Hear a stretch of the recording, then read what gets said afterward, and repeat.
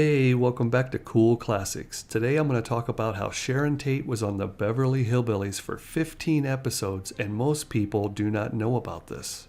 Now, if you're a super fan, this isn't no big news to you, but to me, I just discovered it this week, and I'm like, man, how did I never hear of this before? And I know all about her death. I've seen all the Manson stuff. I even watched it Once Upon a Time in Hollywood a couple years ago. And none of them ever mentioned that she was on the Beverly Hillbillies. So that's what we're going to focus on here today. None of the bad stuff, just why and how, because it's kind of interesting. She was born Sharon Marie Tate on January 24th, 1943 in Dallas, Texas. She's the oldest of three daughters to Colonel Paul James Tate of the United States Army and his wife Doris Gwendolyn.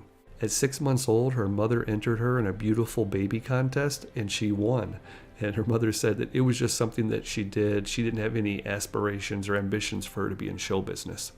Now, her father kept getting promoted and transferred around, so by the age of 16, she had already lived in 6 cities and was finding it very difficult to maintain friendships. Her family described her as shy and lacking in self-confidence, and as an adult, Sharon commented that people would misinterpret her shyness as aloofness until they got to know her better. When she was 16, Sharon entered a beauty pageant on her own and won the title of Miss Richland in Washington State. She was then entered into the Miss Washington State pageant, but her father got stationed in Italy and the family had to move before she could compete. In Italy, she attended the Vicenza American High School, and she said she found it very refreshing because for the first time, all the rest of the students were just like her and had to move around a lot in their childhood. After graduating high school there in 1961, Sharon and some of her friends went down to watch the filming of a movie called Hemingway's Adventures of a Young Man. It was being filmed in Italy at the time. It was starring Paul Newman, Susan Strasberg, and Richard Beymer. Now, Richard Beymer was the young hot dude at the time. He just played Tony in the film version of West Side Story. Well, one day Richard noticed Sharon in the crowd and he went over and introduced himself to her. And he gave her a little tour around, and the next day when she came back, he did it again and they had a little lunch, and before long, the two actually started dating during the production of the film. That's when Richard started encouraging her to become an actress, and he even helped her get a part as an extra in the film to see if she liked it. Well, she liked it so much that she went down to another movie that was being filmed over there called Barabbas, and they hired her as an extra also. This is where actor Jack Palance mentioned to her that she should go into Rome and try out for a screen test with this talent agency that he knows. The talent agency told her she was great and they were going to try and find her some work, but they never did. So after a few months, she decided that she was going to head to the United States alone. She wanted to find work in Hollywood. This worried her mother something fierce, and after Sharon was in the U.S. for only a few weeks, her mother suffered a nervous breakdown, so she returned back to Italy to be with her. Now, after returning back to Italy, it was only a couple months later when her father was transferred to California. So the whole family moved back to the U.S., and the first thing Sharon did was contact Richard Beymer's agent, Harold Gefsky. Harold agreed to represent her, and he was able to find her work in magazine advertisements. In 1963, he introduced her to Martin Ransohoff, director of Filmways Inc. Now, Filmways Inc. was a big deal. It's probably best remembered as the production company of the CBS rural comedies of the 60s, including Mr. Ed, the Beverly Hillbillies, Petticoat Junction, Green Acres, and more. I mean, she just met the president of it. Not only did she meet him, but he gave her a screen test, and afterward he said, "I think you should go down and try out for a part on Petticoat Junction. It's a new show I'm working on." So Sharon went down and auditioned for a few parts on the show, and the casting director picked her to play Billy Joe Bradley. But once Martin heard that, he overrode it and says, "No, I believe she still lacks a little bit of confidence and needs more time."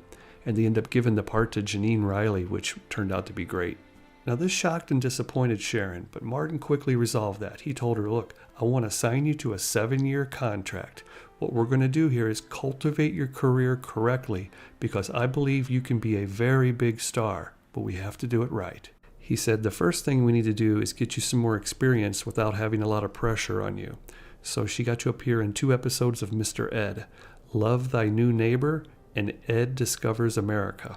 And next, he let her appear on the Beverly Hillbillies. From 1963 to 1965, she appeared in 15 episodes playing Janet Trego. In 1967, Sharon did an interview with Playboy magazine, and in it she says, "Martin didn't want the audience to see me till I was ready.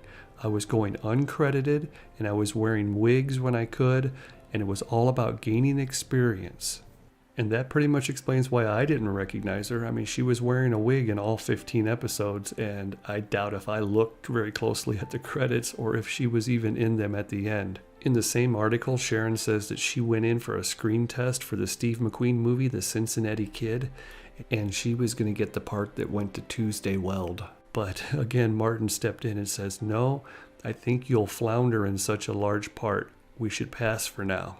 She said instead he wanted her to appear in 2 of the movies that he was producing, The Americanization of Emily and The Sandpiper, both of which she played in, but she was uncredited. He still didn't want her name out there.